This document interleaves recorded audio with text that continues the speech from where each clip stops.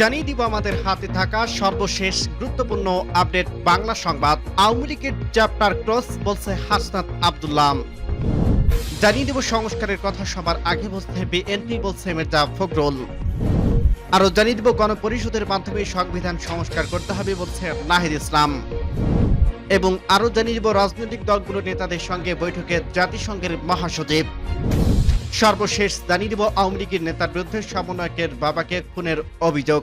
শুনছিলেন সংবাদ শিরোনাম, এরপর বিস্তারিত। তার আগে অনুরোধ থাকবে, ভিডিওটি যদি ভালো লেগে থাকে ভিডিওটিতে একটি লাইক এবং কমেন্ট করে জানিয়ে দিন ভিডিও সম্পর্কে আপনার মূল্যবান মতামত, এবং আরো কমেন্ট করে জানিয়ে দিন ভিডিওটি আপনি কোথা থেকে দেখছেন এবং শুনছেন। আওয়ামী লীগের চ্যাপ্টার ক্লোজ বলছে হাসনাত আব্দুল্লাহ। আওয়ামী লীগের চ্যাপ্টার ক্লোজ লিখে সামাজিক যোগাযোগ মাধ্যম ফেসবুকে রহস্যজনক একটি পোস্ট দিয়েছে জাতীয় নাগরিক পার্টির এনসিপি দক্ষিণাঞ্চলের মুখ্য সহকটক হাসনাত আব্দুল্লাহ। শনিবার 15 মার্চ দুপুরে নিজের ভেরিফাইড ফেসবুকে অ্যাকাউন্টে তিনি এই পোস্ট দেন। এর আগে শুক্রবার 14 মার্চ দিবাগত মধ্যরাতে নিজের ফেসবুক আইডিতে এক পোস্টে হাসনাত আব্দুল্লাহ বলেন, যে পথ দিয়ে আওয়ামী লীগ পালিয়েছে ঠিক সেই পথ দিয়ে আওয়ামী লীগকে ফেরানোর ষড়যন্ত্র করা হচ্ছে। ছাত্র জনতার আন্দোলনের মুখে গত বছরের 5 আগস্ট পদত্যাগ করে দেশ ছেড়ে ভারতে আশ্রয় নেন সাবেক প্রধানমন্ত্রী শেখ হাসিনা। শেখ হাসিনা পদত্যাগের পর গত 8 আগস্ট নোবেল বিজয়ী অধ্যাপক ডক্টর মোহাম্মদ ইউনূসের নেতৃত্বে গঠিত হয় অন্তর্বর্তী সরকার। সংস্কারের কথা সবার আগে বিএনপি বলছে মির্জা ফখরুল। রাজধানীর হোটেলে ইন্টারকন্টিনেন্টাল জাতিসংঘের মহাসচিব অ্যান্টনিও গুতেরেসের সঙ্গে গোল টেবিলে বৈঠক উপস্থিত ছিলেন জাতীয় ঐক্যমত্য কমিশনের সদস্য ও বিভিন্ন রাজনৈতিক দলের নেতারা। বৈঠক থেকে বের হয়ে বিএনপির মহাসচিব মির্জা ফখরুল ইসলাম আলমগীর বলছেন, সংস্কার অবশ্যই করতে হবে, সেই সংস্কারের কথা সবার আগে বলছে বিএনপি, কিন্তু সেই সংস্কারটা যত দ্রুত করা যায়, আমরা যেটা বলছি মূলত নির্বাচন কেন্দ্রিক বিষয়গুলো সংস্কারগুলো করে ফেলা, তারপর দ্রুত নির্বাচন করা, এরপর একটি সংসদের মাধ্যমে বাড়তি সংস্কারগুলো করা। সংস্কার একটি চলমান প্রক্রিয়া, এটি আমরা বলছি। শনিবার 15 মার্চ দুপুর 1টায় রাজধানীর শাহবাগে হোটেল ইন্টারকন্টিনেন্টাল এক বৈঠকে অনুষ্ঠিত হয়। বৈঠকে বিএনপির পক্ষ থেকে উপস্থিত ছিলেন দলটির মহাসচিব মির্জা ফখরুল ইসলাম আলমগীর ও স্থায়ী কমিটির সদস্য সালাহ উদ্দিন আহমেদ। বৈঠকে মূলত সংস্কার কমিশনগুলোর কার্যক্রম সম্পর্কে জাতিসংঘের মহাসচিবকে ধারণা দেওয়া হয়েছে।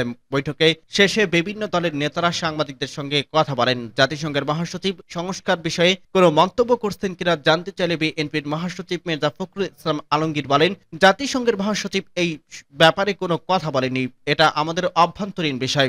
আসলে এই গোল টেবিলটা আমি আসলে বুঝিনি আর কি। মূলত এখানে সংস্কার যে কমিশনগুলো করা হয়েছে সে বিষয়গুলো জাতিসংঘের মহাসচিবকে অবহিত করা হয়েছে।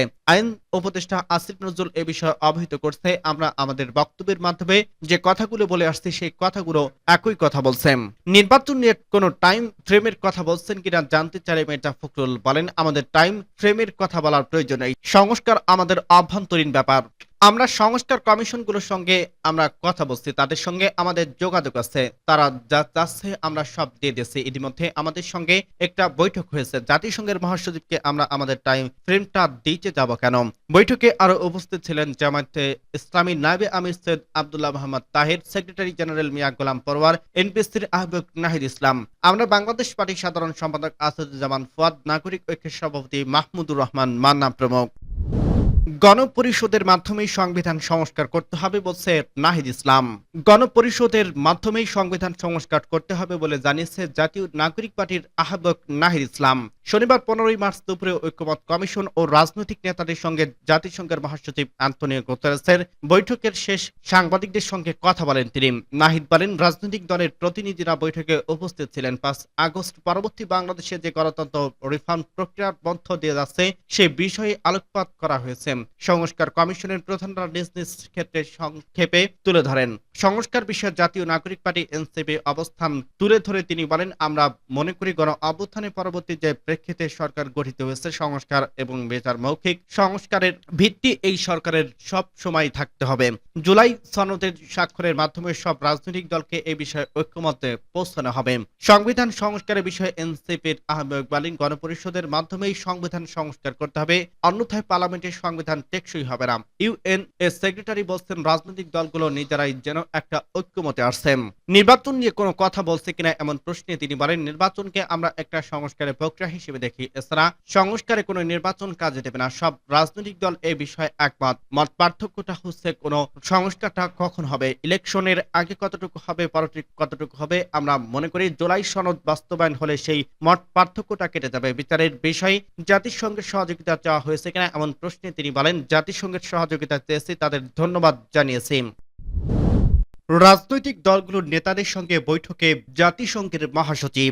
রাজনৈতিক দলগুলোর নেতাদের সঙ্গে গোলটেবিলে বৈঠকে বসছে বাংলাদেশ সফররত জাতিসংঘের মহাসচিব অ্যান্টনিও গুতেরেস। শনিবার দুপুর 1টার দিকে ঢাকার হোটেলে ইন্টারকন্টিনেন্টালে এই বৈঠক শুরু হয়। বৈঠকে নির্ধারিত সময় প্রায় আধা ঘন্টা আগে রাজনৈতিক নেতাদের বৈঠক স্থলে প্রবেশ করতে দেখা যায়। বৈঠকে অংশ নেওয়া রাজনৈতিকদের মধ্যে রয়েছে বিএনপির মহাসচিব মির্জা ফখরুল ইসলাম আলমগীর, স্থায়ী কমিটির সদস্য সালাউদ্দিন আহমেদ, জামায়াতের আমির সৈয়দ আব্দুল্লাহ মোহাম্মদ তাহের, এনসিপির আহ্বায়ক তাহির ইসলাম এবং আমার বাংলাদেশ পার্টির সাধারণ সম্পাদক আসাদুজ্জামান ফুয়াদ। আইন উপদেষ্টা আসিফ নজরুল বৈঠকে যোগ দিয়েছেন।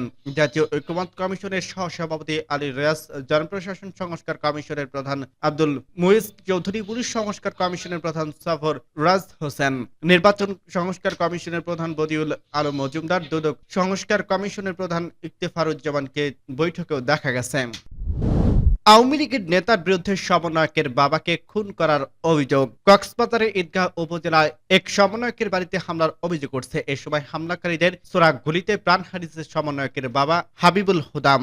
আহত হয়েছে পরিবারটির আরো 3 সদস্য। ভুক্তভোগী পরিবারের অভিযোগ, ইসলামাবাদ ইউনিয়নের সাবেক চেয়ারম্যান ও উপজেলা আওয়ামী লীগের নেতা আব্দুর রাজ্জাকের নেতৃত্বে হামলা ও গুলি ঘটনা ঘটে। আব্দুর রাজ্জাককে পুলিশে ধরিয়ে দেওয়ার সন্দেহ থেকেই এই হত্যাকাণ্ডের সূত্রপাত। তবে পুলিশ বলছে ভিন্ন কথা। তাদের দাবি মূল ঘটনা জমি জমা সংক্রান্ত বিরোধ। শুক্রবার উপজেলা ইসলামাবাদ ইউকেরের পাশাশিয়াখালী শেখদারপাড়া এলাকায় এই হামলার ঘটনা ঘটে। মৃত হাবিবুল হুদার জেলার বৈষম্য বিরোধী ছাত্র আন্দোলনের ছাত্র প্রতিনিধি সাইদুল হুদার বাবা।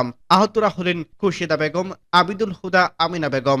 মৃতের স্ত্রী আহত খুশিদা বেগম বলেন, জুমার নামাজের পর ইউপি চেয়ারম্যান আব্দুর রাজ্জাককে পুলিশে ধরিয়ে দেওয়ার সন্দেহ নিয়ে আমাদের সঙ্গে তাদের বাক বিকটটা হয়। পরে চেয়ারম্যানের একজন লোক ছেলেকে মারধর করে। এক পর্যায়ে তারা গুলি চালায়। এতে আমার স্বামী গুলিবিদ্ধ হন। গুরুতর আহত অবস্থায় তাকে হাসপাতালে নেওয়া হয়েছে। চিকিৎসক তাকে মৃত ঘোষণা করেন।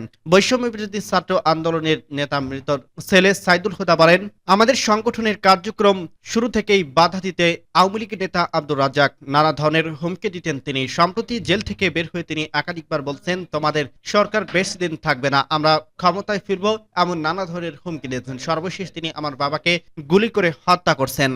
এদিকে হত্যাকাণ্ডের পর বিক্ষুব্ধ ছাত্র জনতা কক্সবাজার পুলিশ সুপারের কার্যালয়ের সামনে বিক্ষোভ করেন। তারা টাওয়ার জ্বালিয়ে সড়ক অবরোধ করেন। আওয়ামী লীগের নেতা আব্দুর রাজ্জাক সহ দোষীদের দ্রুত গ্রেপ্তারের দাবি জানান।